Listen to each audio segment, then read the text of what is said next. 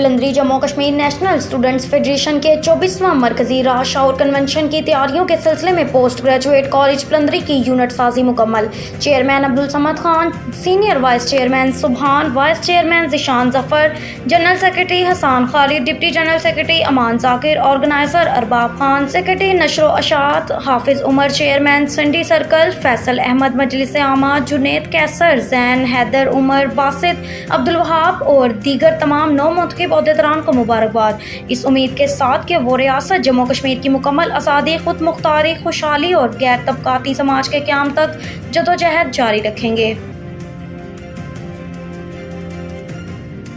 Iftikhar Javed, general secretary MWO ने 9 news के CEO सरदार ताहिर अकबर से बात करते हुए कहा कि मुस्लिम वेलफेयर ऑर्गेनाइजेशन दीवान गोरा ने कमिश्नर पूंछ डिवीज़न सरदार सुहेल आजम खान के एजाज़ में दीवान गोरा के मुकाम पर इस्तकबालिया तकरीब का इनेकाद किया।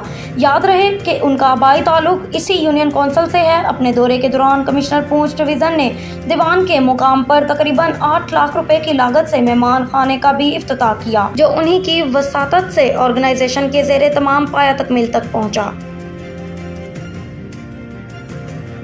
पलंदरी हाफिज जमील अहमद पर किए गए हमले में मीडिया से बात करते हुए हाफिज जमील ने कहा कि इंसाफ की कुर्सी पर बैठने वाले पलंदरी के रिहायशी मुफ्ती अहमद, जो इस वक्त जिला कोटली में तैनात हैं, अपनी ड्यूटी पर जाते हुए रास्ते में शहर हाफिजाबाद के मुकाम पर मुझ पर हमलावर हो गए, रास्ते में रोककर शदीद जख्मी कर दिया। तफसीलात के मुताबिक मामला शहर बसूटा मस्जिद में बच्चों को दीनी तालीम देने पर चल रहा था। मुफ्ती अहमद ग्रुप के हाफिज इखलाक, जो सरकारी टीचर भी हैं, उन्होंने बच्चों को मस्जिद में दीनी तालीम देने से हाफिज जमील को रोके रखा था। कई माह से ये तकाजा पुलिस के पास भी चल रहा था। मुफ्ती अहमद ने हाफिज जमील पर तशद्दुद इसलिए किया कि मेरे और मेरे ग्रुप के खिलाफ थाने क्यों जाते हो और मीडिया पर खबर क्यों लगवाते हो। मुफ्ती अहमद, जो पहले तहसील मुफ्ती पलंदरी थे, जिनके पास भी ये मामला इंसाफ के लिए लाया गया था, जो अपने ही ग्रुप की हमायत कर रहे थे, हाल ही में प्रमोट होकर जिला मुफ्ती कोटली तैनात हुए हैं। मैं यहाँ से जब आया तो उधर से मुफ्ती साहब आए और उन्होंने मुझे आके कहा कि मैंने इस्लाम किया। उन्होंने इस्लाम के बाद उन्होंने मुझे कहा कि आप मेरे साथ कोटली चले। मैंने कहा जी मैं कोटली तो नहीं जा रहा, मेरे इधर जाना है, काम है, वापस आके मैंने मदरसे में पढ़ाना है। और उन्होंने जो है कोई चीज़ निकाली है और मतलब वो पैक थी यूं ही हो सा असला। उसके बाद जो है इखलाक साहब भी आ गए और मुफ्ती साहब निकले और निकलने के बाद फिर मेरे साथ उन्होंने जो है लड़ना शुरू कर दिया। और जिससे लड़ने के बाद मेरी ऐनक को भी जो है ये नुकसान पहुंचा है, मेरी ऐनक भी टूटी है। फिर मुझे उन्होंने मारा है। मारने के बाद वो जो है कि मैं तुम्हें जो है जान से ख़त्म करूँगा अगर तुमने जो है मस्जिद का जो है क्यों तुमने जो है अखबार में दिया। फिर जो है मेरे ऊपर करप्शन का ये लगाया और मैं जो है तुम्हें अब छोड़ूंगा नहीं, ये कह कर मेरे साथ उन्होंने बहुत बड़ी ज्यादती की और मुझे मारा बहुत। गुरबी बाग का हकीकी नुमाइंदा सरदार साजिद इकबाल साहब, जिन्होंने अपने ज़ाती वसाइल से गुरबी बाग की 10 यूनियन कौंसल्स में करोड़ों रुपए के डेवलपमेंट पैकेज दिए।